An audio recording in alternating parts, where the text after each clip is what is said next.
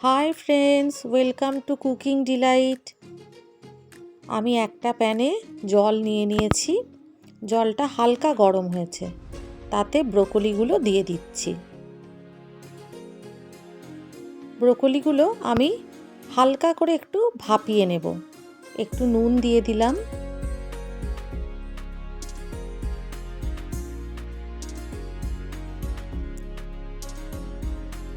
এই যে আমি জল ঝরিয়ে রেখে দিলাম। এবার প্যানে সাদা তেল দিয়ে ব্রোকলিগুলো ভেজে নিচ্ছি। এই যে এইভাবে। এরপর ওই সাদা তেলের মধ্যেই আমি দিয়ে দিলাম থেতো করা বেশ কিছুটা রসুন। হালকা ব্রাউন হয়ে যাওয়ার পরে থেতো করা আদা দিলাম। সেটাও ভালো করে নাড়াচাড়া করে নিতে হবে, কাঁচা গন্ধটা না যাওয়া পর্যন্ত। এরপর আমি এখানে বোনলেস চিকেন নিয়েছি। বোনলেস চিকেনের পিসগুলো আমি দিয়ে দিচ্ছি। পিসগুলোকে একটু ভেজে নেব, খুব বেশি না, নাড়াচাড়া করে নেব।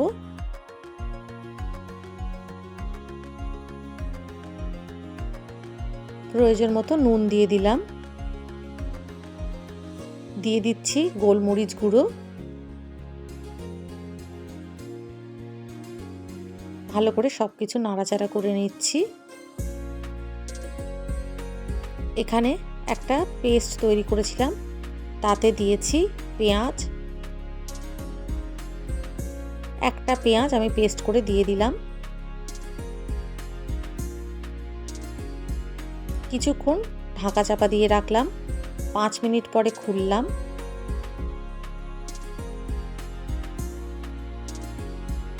আবারও সব কিছু ভালো করে নাড়িয়ে নিচ্ছি।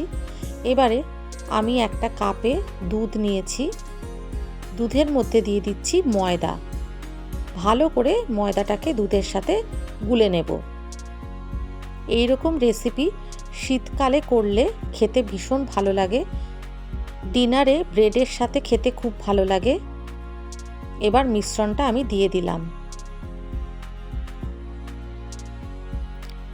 এখানে আমি যে গোলমরিচ ব্যবহার করেছি সেটা কিন্তু আমি গোটা গোলমরিচ কিনে সেটাকে থেতো করে নিয়েছি। বাজারে গোলমরিচের যে পাতা পাওয়া যায় সেটা আমার ভালো লাগে না, তাই আমি এইভাবে করে নিয়েছি। এরপর ভেজে নেওয়া ব্রোকলিগুলো তার মধ্যে দিয়ে দিলাম। একসাথে সব কিছু মিশিয়ে নিচ্ছি। একদম অন্য রকমের খেতে হয়। আবারও বেশ কিছুটা পরিমাণ গোলমরিচ গুঁড়ো দিয়ে দিলাম। দিয়ে দিচ্ছি বাটার। মাখনটা তোমরা তোমাদের মতন করে দিতে পারো, আর একটু বেশিও দিতে পারো। সব কিছু মিশিয়ে নিলাম।